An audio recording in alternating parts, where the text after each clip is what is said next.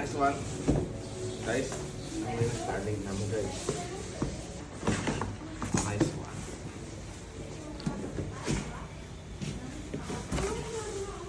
Oh! Yan mo yung parts ng starting guys. Oh! Mayroon ko talaga. Tapos, may ano mo. Dasig mo na siya i-install guys. Plug in mo lang, tapos plug in, plug out. Wala na. Tapos ano na niya ang power na. Takot sa dalom. Naming internet kayo para sa mga remote area bla. Kusog internet.